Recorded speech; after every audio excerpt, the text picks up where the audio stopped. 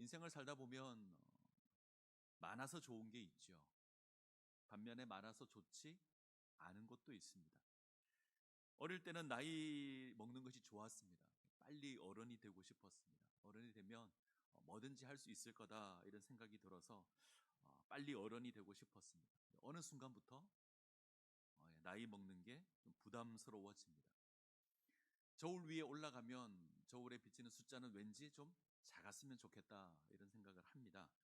반대로 많아서 좋은 게 있죠. 우선 돈은 많으면 참 편할 것 같습니다. 학기 말이 되어서 성적표를 받는 학생들에게는 학점은 높을수록, 점수는 높을수록 좋을 겁니다. 세 달력을 받아서 넘겨보았을 때 빨간색이 많으면 좋습니다. 자, 또 하나 많아서 좋은 게 있죠. 인생을 살아갈 때 그것을 해결할 수 있는 방법이 많으면 좋을 것 같습니다. 일종의 보험 같은 겁니다. 몸이 아파서 병원을 갈 때는 종합보험이나 실비보험이 있으면 참 든든할 것 같습니다. 자, 화재가 나면 화재보험, 자동차 사고가 나면 자동차 보험이 필요하죠. 나이가 들어서 은퇴하게 되면 노후를 보장해 줄 수 있는 연금이 있으면 좋을 것 같습니다. 그때 적절하게 대응할 방법들이 필요합니다.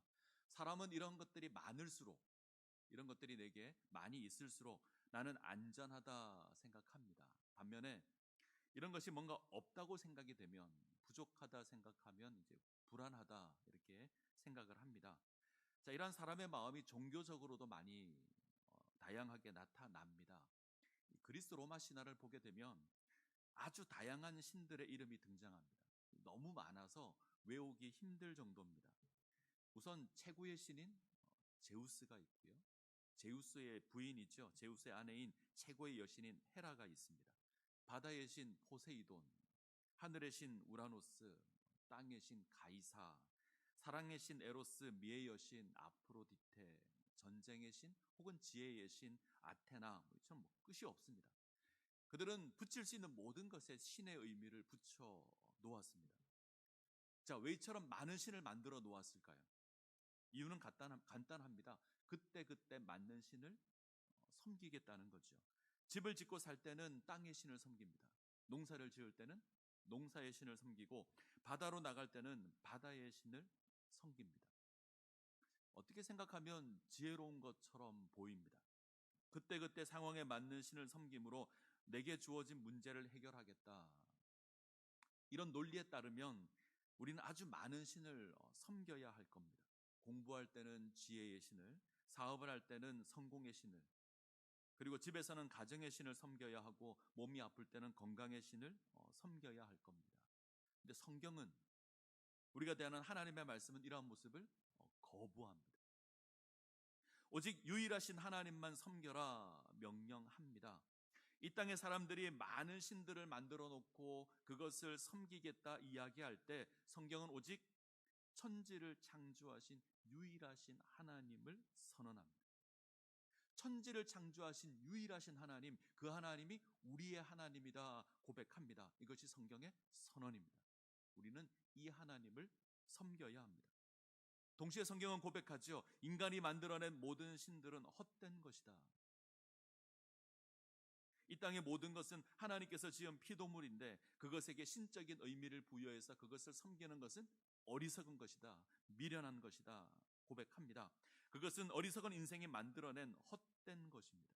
사랑과 금수와 버러지 형상의 우상일 뿐입니다. 오직 하나님만이 참되신 하나님이십니다. 오직 여호와만이 우리의 유일하신 하나님이 되십니다. 이 사실 기억하시기를 바랍니다. 시편 16편, 오늘 우리가 되는 시편 16편은 하나님에 대한 확신의 시입니다. 오직 여호와 하나님만이 우리의 참된 도움이 되신다 이렇게 선언합니다. 1절 한번 볼까요? 1절, 하나님이여 나를 지켜주소서, 내가 주께 피하나이다. 하나님 나를 지켜주십시오, 내가 주께 피합니다. 이는 하나님만이 유일한 인생의 도움이 되신다 이렇게 고백하는 겁니다. 그런데 이런 시인의 고백과 다른 모습을 지닌 사람이 있습니다. 이 사람은 하나님만 신뢰하지 못하고 이 땅에 의지할 수 있는 헛된 우상을 찾는 그런 어리석은 인생입니다. 자, 이 모습이 우리가 대하는 시편 16편 속에 함께 등장합니다. 자, 두 사람이 나오죠. 한 명은 하나님만 섬기겠다, 오직 하나님만 의지하며 섬기겠다 고백하는 시인입니다. 또 한 명은 하나님을 섬겨야 하지만 이 땅에 있는 다른 신들도 섬겨야 한다, 이렇게 유혹하는 사람입니다.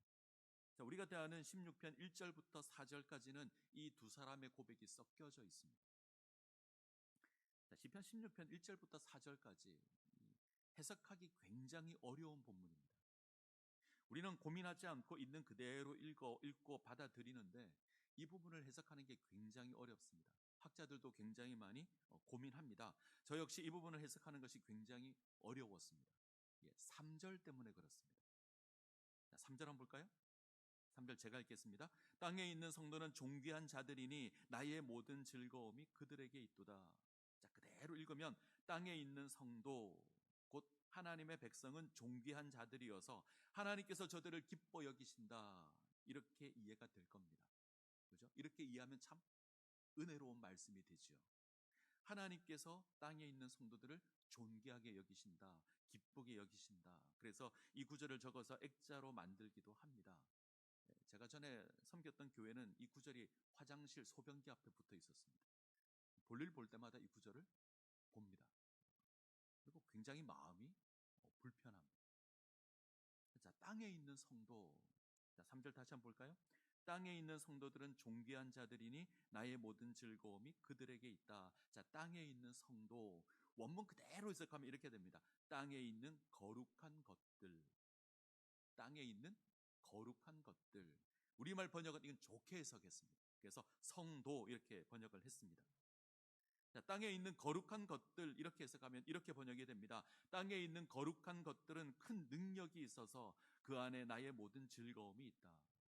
땅에 있는 거룩한 것들은 큰 능력이 있어서 그 안에 나의 모든 즐거움이 있다. 이때 땅에 있는 거룩한 것들은 능력이 있어 보이는 우상을 의미하는 겁니다. 자, 이렇게 해석하는 게 좀 더 원문에 맞습니다. 그러면 전혀 다른 해석이 되어버리죠. 성도를 의미하는 게 아니라 이방신을 의미하는, 우상을 의미하는 겁니다. 그래서 이 구절을 대할 때마다 뭔가 좀 불편하고 좀 힘이 듭니다. 자, 이렇게 해석하면 좋을 것 같습니다. 1절부터 4절까지는 두 사람의 대화입니다. 한 명은 시인입니다. 한 명은 혼합주의자입니다.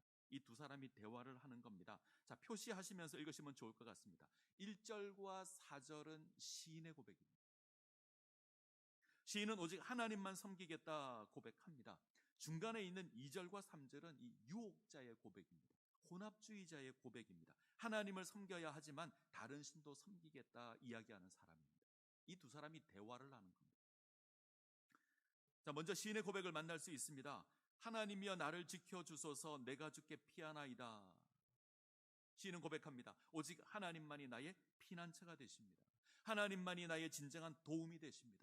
그래서 내가 하나님 의지하겠습니다 고백합니다. 자, 이 고백 이후에 유혹자가 고백을 하죠. 혼합주의 신앙을 가진 자입니다. 2절과 3절. 내가 여호와께 아뢰되 주는 나의 주님이시오니 주밖에는 나의 복이 없다 하였나이다. 땅에 있는 성도들은 존귀한 자들이니 나의 모든 즐거움이 그들에게 있도다. 자, 누구의 고백이라고요? 혼합주의자들의 고백입니다. 자, 그냥 보면 너무 멋지죠. 근데 조심하셔야 합니다. 앞서 시인은 하나님만 섬기겠다 고백했습니다. 그러자 이 혼합주의자가 대답합니다. 나는 하나님께 말한다. 주는 나의 주시오니 나의 모든 즐거움이, 나의 모든 행복이 당신에게 있습니다. 여기까지는 아무 문제 없습니다. 우리도 동일하게 고백할 겁니다. 내가 여호와께 아뢰되 주는 나의 주님이시오니 주밖에는 나의 복이 없다 하였나이다. 우리도 이렇게 고백할 겁니다.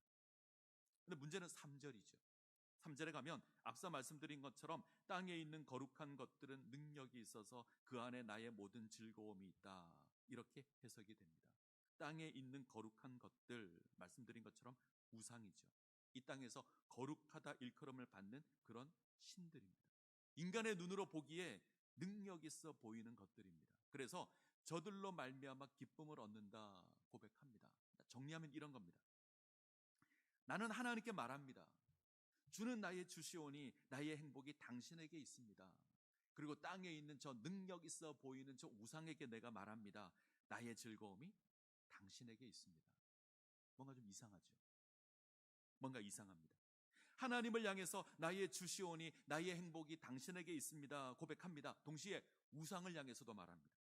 당신은 나의 능력이며 나의 기쁨입니다. 당신 안에 나의 기쁨이 있습니다. 이렇게 고백합니다. 이게 혼합주의입니다. 하나님도 섬기고 우상도 섬기고, 하나님도 섬기고 다른 신도 섬기고, 한 입으로 하나님을 섬긴다 고백합니다. 하나님만이 나의 주님이 되십니다. 나의 모든 행복이 당신에게 있습니다 고백합니다. 동시에 우상을 향해서 당신은 나의 능력입니다. 나의 모든 즐거움이 당신 안에 있습니다. 이렇게 고백을 하는 겁니다. 하나님을 알지만 우상도 압니다. 하나님을 섬기지만 우상도 섬깁니다. 하나님을 섬기며 경배하지만 동시에 땅의 우상을 섬기고 경배합니다. 속된 말로 양다리를 걸치는 겁니다. 이렇게 고백하는 거죠. 너도 이 땅에 있는 거룩한 것들을 한번 섬겨봐. 이렇게 유혹하는 겁니다. 혼합주의자들의 고백은 분명합니다. 하나로는 부족하다는 거죠. 하나만 섬겨서는 불안하다는 겁니다. 문제를 해결할 수 있는 방법이 하나로는 부족하다. 여러 개 가지고 있어야 한다. 여러 보험을 들고 있어야 한다. 그것이 안전하다 이야기합니다. 하나님만 섬기는 것보다 이 땅의 신들을 동시에 섬기는 것이 훨씬 더 안전하다 이야기합니다. 그럴듯하죠. 아주 매력적입니다. 절대 하나님 버리라고 말하지 않습니다. 도리어 하나님을 알고 하나님을 섬기라고 말합니다. 대신에 이 땅에 있는 우상에 대해서도 관심을 가지라 말합니다. 하늘에 있는 하나님 섬겨라. 그 좋은 것이다. 열심히 섬겨라. 아울러 땅에 있는 저 거룩한 것들도 한번 찾아봐라. 뭐가 날아다니네. 땅에 있는 거룩한 것들 역시 너에게 도움이 될 것이다. 그들도 강한 능력이 있다. 그들도 같이 섬겨야 한다. 이것이 유혹자의 고백입니다. 자, 그러자 시인이 단호하게 고백합니다. 4절이죠. 다른 신에게 예물 드리는 자는 괴물어움이 더할 것이라. 나는 그들이 드리는 피의 전제를 드리지 아니하며 내 입술로 그 이름도 부르지 아니하리라. 자, 시인은 고백합니다. 혼합주의자의 신앙에 반대합니다. 아니다. 다른 신들을 섬기는 것은 틀린 것이다. 선언합니다. 그것은 문제를 해결하는 게 아니죠. 괴로움을 더하게 하는 겁니다. 하나님 거역하는 겁니다. 하나님 모욕하는 겁니다. 혼합주의자들을 향해서 시인은 오직 하나님의 이름만 부르겠다 고백합니다. 자, 이게 시편 16편입니다. 자, 혼합주의 이스라엘 가운데 만연한 겁니다. 이스라엘은 하나님을 섬깁니다. 애굽에서 인도하여 내신 하나님, 애굽에서 구원하여 내신 하나님을 섬깁니다. 신의 산에서 언약을 맺고 하나님의 백성이 됩니다. 가나안 땅으로 이끄신 그 여호와 하나님 기억하고 섬깁니다. 동시에 가나안의 신들도 섬깁니다. 하나님을 섬기지 않는 게 아니죠. 하나님 섬깁니다. 하나님께 나와서 제사를 드립니다. 동시에 가나안 땅의 우상도 섬깁니다. 바알을 섬기고 아세라를 섬기고 여호와 하나님과 이방 신들을 함께 섬기는 겁니다. 미련한 거죠. 자, 이스라엘은 목축업이 주업입니다. 이런 이스라엘이 가나안 땅에 거하며 살게 되었습니다. 주업이 바뀝니다. 농업으로 바뀝니다. 농사를 짓는 거죠. 양과 소를 치던 자들이 농사를 짓게 되었습니다. 삶의 모습이 바뀌었습니다. 그 속에서 가나안 땅의 풍습을 쫓고 가나안 신들을 찾습니다. 하나님을 버린 게 아닙니다. 하나님을 여전히 섬기고 있습니다. 애굽에서 구원하여 내신 하나님, 40년 광야를 인도하신 하나님, 가나안 땅을 정복하게 하신 하나님 섬깁니다. 그런데 이스라엘은 여호와 하나님이 목축의 신이라 생각을 합니다. 그래서 농사의 신을 찾습니다. 이들에게 바알은 아주 매력적인 신입니다. 풍요의 신이고 농사의 신이고 폭풍의 신입니다. 비의 신입니다. 그래서 이 바알을 섬깁니다. 그리고 바알의 짝인 아세라를 섬기죠. 아세라는 다산의 신입니다. 자, 특별한 상황 속에서, 특정한 상황 속에서 그 상황을 해결할 또 다른 해결자를 찾는 겁니다. 다양한 보험을 가지겠다는 겁니다. 특별히 눈에 보이지 않는 하나님보다 눈에 보이는 바알과 아세라가 훨씬 더 매력적입니다. 훨씬 더 화려하고 쾌락적입니다. 때문에 바알을 쫓고 아세라를 쫓습니다. 이런 혼합주의 신앙은 이스라엘만의 문제는 아닙니다. 우리의 삶에도 이러한 모습은 너무나 많이 존재하고 있습니다. 우리는 두 가지 종교를 가지고 있죠. 하나는 하나님을 섬기는 신앙입니다. 또 다른 하나는 현실에 주어진 땅에 속한 거룩한 것을 쫓습니다. 우리는 우리를 구원하는 거룩하고 영광스러운 복음을 지니고 있습니다. 예수 그리스도의 십자가의 부활로 주어진 위대한 복음을 우리가 가지고 있습니다. 우린 이 복음을 통해서 하나님을 압니다. 하나님께서 세상을 창조하셨고 하나님께서 우리를 구원하셨다, 우리는 고백할 수 있습니다. 하나님을 향해서 주는 나의 주시오니 주밖에는 나의 복이 없나이다 고백할 수 있습니다. 우리가 매일매일 고백합니다. 매주일 교회 나와서 고백하는 것이 이 고백입니다. 우리가 살아가는 현실을 보게 되면 이 땅에 있는 거룩한 것을 섬기죠. 주일은 교회를 나와서 여호와 하나님을 섬기지만 삶의 자리에서는 삶의 종교를 섬깁니다. 이 땅에 있는 거룩한 것들을 찾습니다. 그때 그 모습을 바꾸어가며 우리를 유혹하는 세상의 거룩한 것들을 찾습니다. 대표적인 게 돈입니다. 만몬이죠. 최고의 우상입니다. 돈은 우리에게 모든 것이 가능하다 속삭입니다. 때문에 사람들이 돈을 쫓아서 살아갑니다. 얼마 전에 결혼식이 있어서 잠실 쪽을 간 적이 있습니다. 안인수 집사님의 아들 안일영 군의 결혼식이었는데 제가 그때 지하철을 타고 갔습니다. 그래서 잠실역에 내려서 나와서 길을 걷는데 제 앞에 사람들이 줄을 쫙 서 있는 거예요.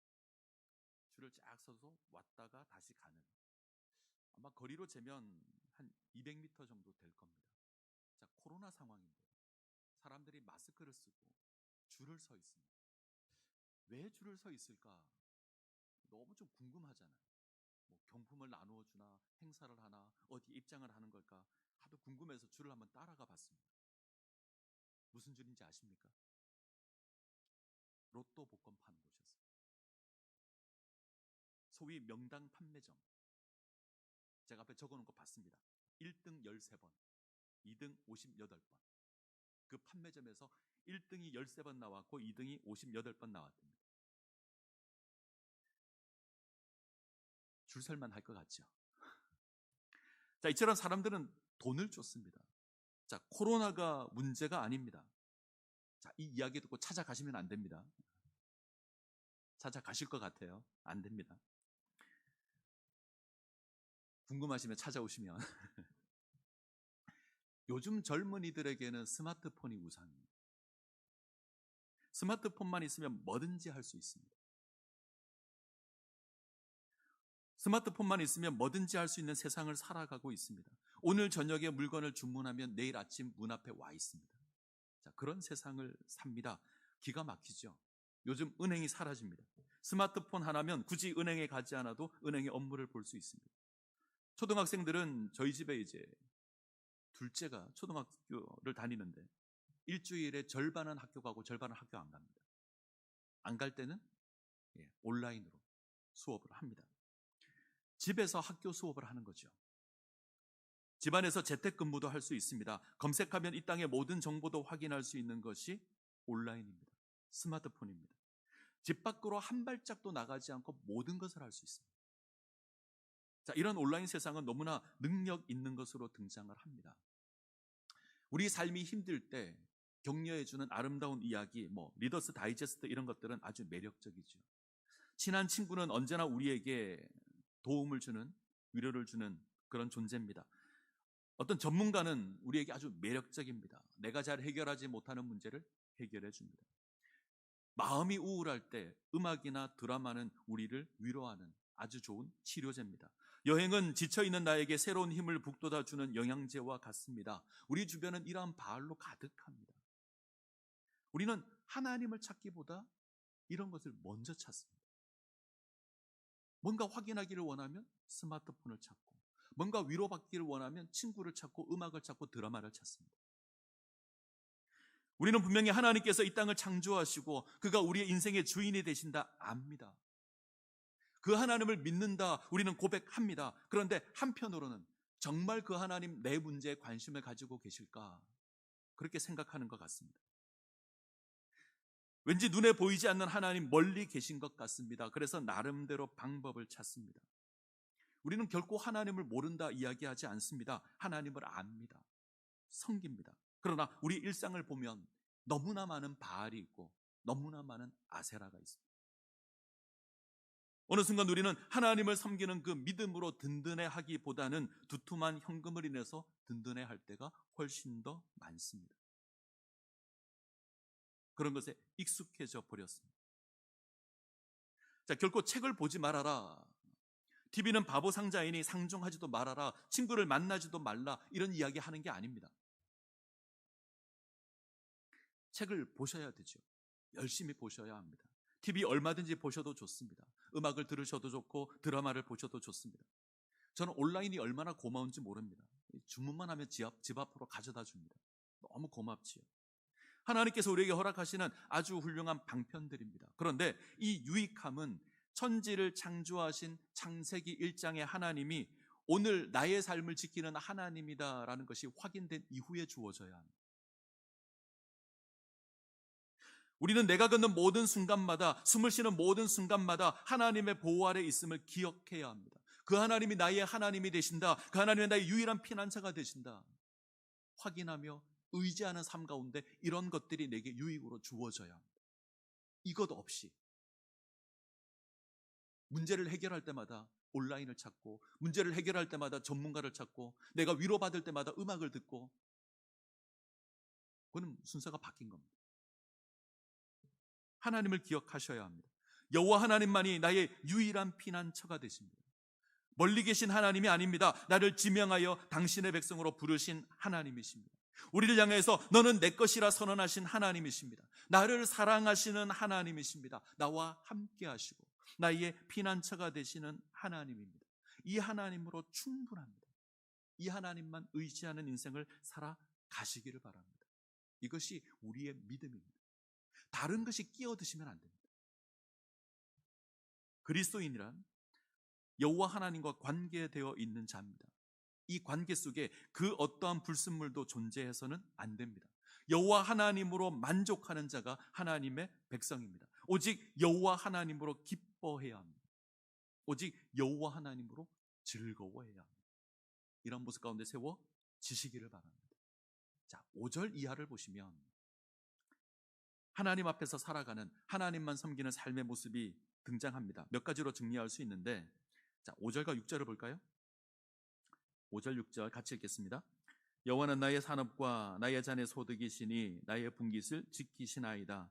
내게 줄로 재어준 구역은 아름다운 곳에 있으며 나의 기업이 실로 아름답도다. 자, 시인이 고백합니다. 여호와는 나의 산업과 내 잔의 소득이시니 나의 분깃을 지키시나이다. 내게 줄로 재어준 구역은 아름다운 곳에 있으며 나의 기업이 실로 아름답도다.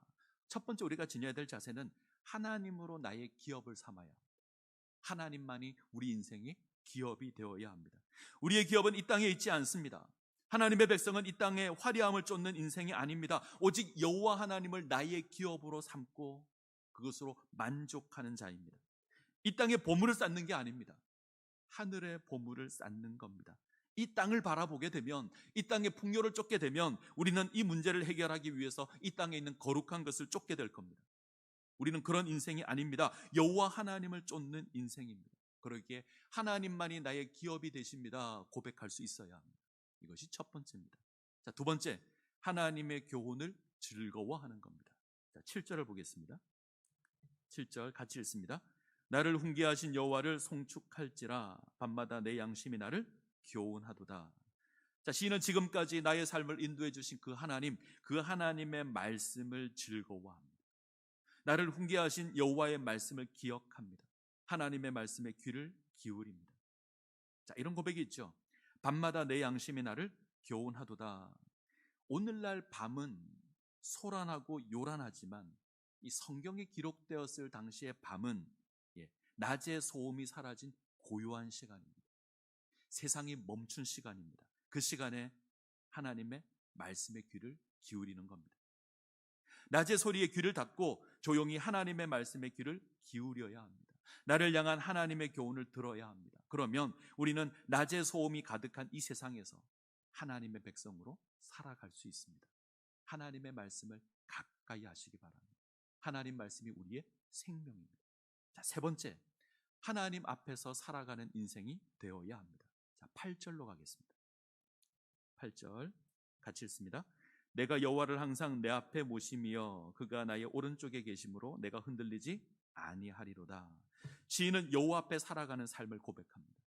16세기 종교개혁자들이 부패한 가톨릭 교회를 개혁하면서 주장했던 삶의 모습이 호람데오라는 겁니다. 하나님 앞에서, 이런 말입니다.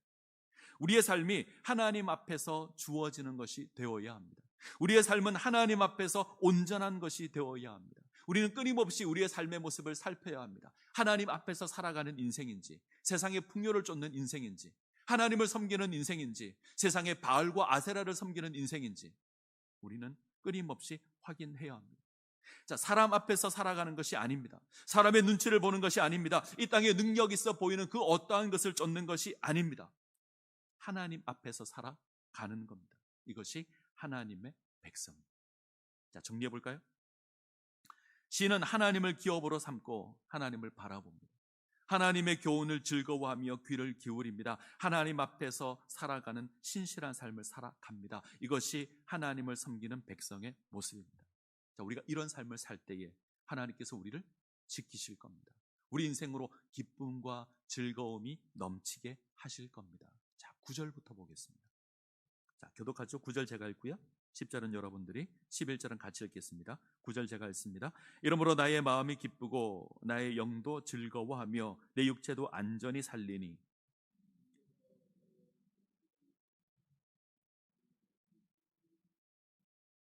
같이 있습니다. 주께서 생명의 길을 내게 보이시리니 주의 앞에는 충만한 기쁨이 있고 주의 오른쪽에는 영원한 즐거움이 있나이다.